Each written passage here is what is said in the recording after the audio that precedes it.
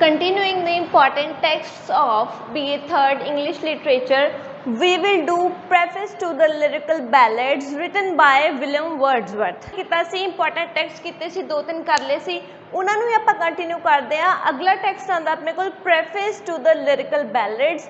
इनू किने लिखिया सी? विलियम वर्ड्सवर्थ ने। हाँ जी, विलियम वर्ड्सवर्थ कौन सी?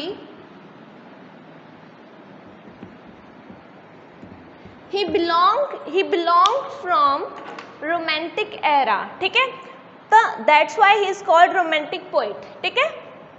हाँ जी, एक विलियम वर्ड्सवर्थ ते सैमुअल टेलर कॉलरिज दा कोलैबोरेशन सी लिरिकल बैलेड्स, ठीक है। इहदे विच अद्धियां पोएम्स कॉलरिज दियां सी ते हाफ पोएम्स वर्ड्सवर्थ दियां सी, ठीक है। ਉਹਦੇ ਵਿੱਚੋਂ ही इन्हां ने प्रेफेस की हुंदा जेड़ा कोई भी टैक्सट लिखण लगे आपां कोई भी अगे कोई भी लैटर होवे, ठीक है, लैटर फॉर्म च होवे, कोई भी फॉर्म च होवे, आपां चिट्ठा जा दे दिंदे हुंदे, ठीक है, दैट इज कॉल्ड प्रेफेस, ठीक है। जो आपां बिगिनिंग ते दिंदे उहनूं आपां प्रेफेस बोलदे आ, प्रीफेस प्रेफेस, ठीक है। जेड़ा एंड ते होवे उहनूं की बोलदे आ? एपीलॉग, ठीक है। हाँ जी, हुण की विलियम वर्ड्सवर्थ ते कॉलरिज ने लिरिकल बैलेड्स तां पहला लिखते सी, पर जो प्रेफेस है वो वर्ड्सवर्थ ने बाद च दिता, ठीक है। हुण जो उन्हें चीज़ां प्रेफेस दे विच इंक्लूड कीतियां आपां ओह देखांगे। As I have said before कि विलियम वर्ड्सवर्थ रोमांटिक एरा दा पोइट सी, ठीक है। हुण रोमांटिक एरा तो पहला किहड़ा एरा सी? न्यू क्लासिकल, ठीक है। न्यू क्लासिकल की सी?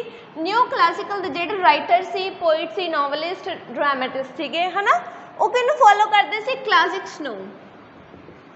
क्लासिक्स कौन आंदा सी? दांते, पेट्रार्क, ठीक है, सोफोक्लीज, सो ऑन, ठीक है। हाँ जी, हुण देखो इन्हां ने कहा वर्ड्सवर्थ ने कि उन्हां दी राइटिंग नूं उन्हां ने कहता भी वो अच्छी राइटिंग नहीं सी लिखते, कहते रोमांटिसिज्म इज द बेस्ट, ठीक है। हुण इत्थे की लिखते हैं, एक इहदी बहुत इंपॉर्टेंट डेफिनेशन है। हाँ जी,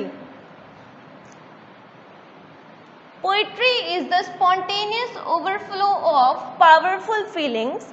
it takes its origin from emotions recollected in tranquillity. हाँ जी, poetry is the spontaneous overflow. Spontaneous की हुंदा है? स्पॉन्टेनियस का मतलब होंदा इंस्टेंट। हाँ जी, कहते पोइट्री की है जेड़ी भी थोड़े माइंड च गल इकोदम स्ट्राइक करे, दैट इज स्पॉन्टेनियस ओवरफ्लो, ठीक है ना। कहते जेड़ी भी चीज़ थोड़ी इकोदम माइंड स्ट्राइक करती है, तुसी ओनू अपनी राइटिंग च इंक्लूड करते हो, वही करैक्ट होंदी है, ठीक है। इंस्टेड ऑफ पावरफुल फीलिंग्स, जेड़ी भी फीलिंग्स थोड़े मन च इकोदम स्ट्राइक कीतियां, कहते ओह ही असली राइटिंग है, ठीक है। Recollected in tranquillity, emotions recollected in tranquillity. हाँ जी, ट्रैंक्विलिटी का मतलब क्या होंदा है? कामनेस।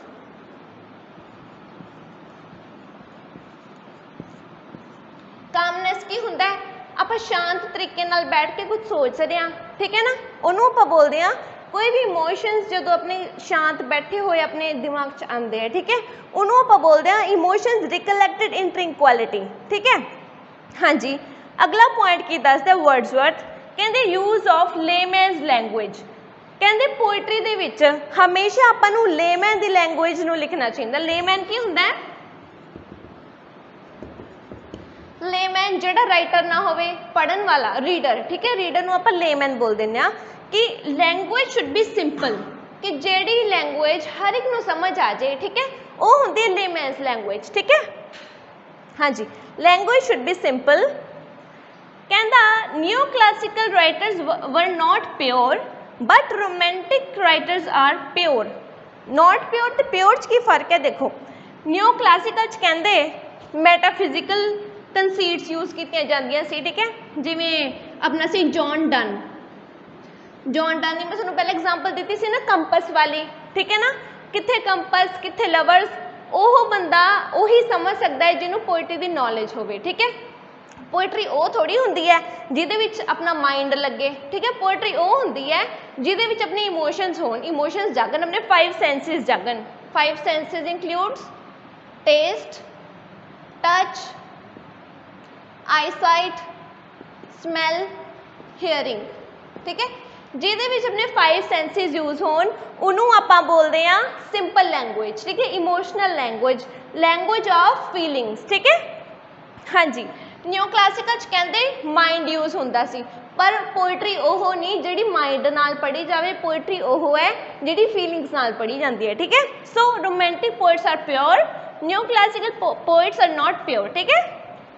हाँ जी, कहते हुण प्योर ਉਹ भी है ਜਿਹੜੀ रियल लाइफ 'ਚ अप्लाई भी हो सके, ठीक है। सपोजिडली विलियम वर्ड्सवर्थ की पोएम 'ਚ डैफोडिल्स है ना, डैफोडिल्स एक फ्लावर से ना, फ्लावर्स आप देख रहे हैं है ना, पोइट देख रहा सी फ्लावर्स, फ्लावर झूम रहे सी हवा नाल, ठीक है।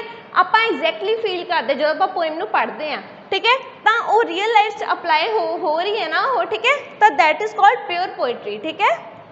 हाँ जी, अगला पॉइंट इन्होंने दिता, no difference between poetry and pros.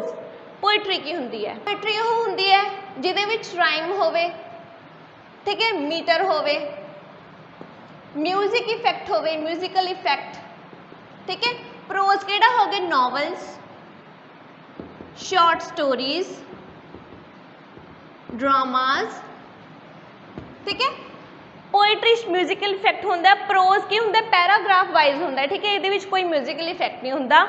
हुण विलियम वर्ड्सवर्थ की कहंदे है, there is no difference between poetry and prose, कहंदे पोइट्री ते प्रोज कोई खास डिफरेंस नहीं हैगा, ठीक है।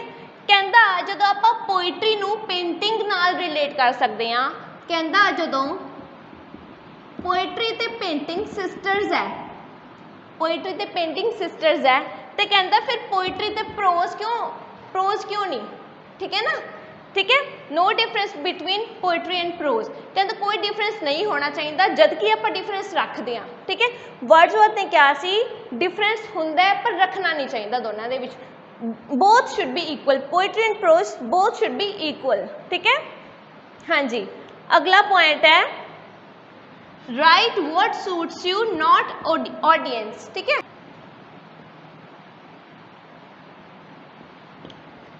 शेक्सपियर केड़े एरा च होया सी, एलिजाबेथन एरा च होया सी ना, ठीक है। हाँ जी, ते रोमांटिक जो वर्ड्सवर्थ है और रोमांटिक होया सी, ठीक है। शेक्सपियर दे टाइम च की कुछ होया सी, वॉर्स होईयां सी, ठीक है, ब्यूबोनिक प्लेग आया सी, फिर भी उन्हें अपनी राइटिंग्स दे विच कुछ भी इंक्लूड नहीं किया, ठीक है ना। उन्हें सिर्फ वो लिखिया जिहदे नाल ऑडियंस खुश हो सकती सी, ठीक है। बट जिहड़ा विलियम वर्ड्सवर्थ है वो कहंदा वो नहीं लिखना चाहिए जिहदे नाल तुहाडी ऑडियंस खुश होवे, इंस्टैड वो लिखो जेड़ा थोड़े माइंड च आ रहा होवे भी, हाँ मेरे माइंड च यह आ रहा तो मैं यही लिखूँगा, ठीक है। आए नहीं भी तुसी पैसा बनाने लई है ना, ऑडियंस को खुश करने लई लिखो, नो, ठीक है, वो लिखो वट एवर सूट्स यू, ठीक है। हाँ जी, यही सी अपना प्रेफेस टू लिरिकल बैलेड्स दे विच, ते यह प्रेफेस उन्हें क्यों दिता, क्योंकि देखो उन्हें कहा सी भी किते मेरा क्रिटिसिज्म ना कर दे कोई भी, है ना, कोई भी क्रिटिक मेरे नाल कंटैंपररी, ठीक है, मेरा क्रिटिसिज्म ना कर दे, इस करके उन्हें यह सारिया चीज़ां अपने प्रेफेस से शो करती कि मेरा क्रिटिसिज्म ना हो, ठीक है। अज लई यह अपना कंप्लीट हो गया, तो अगला आपां इंपॉर्टेंट टैक्सट फिर कंटिन्यू करांगे।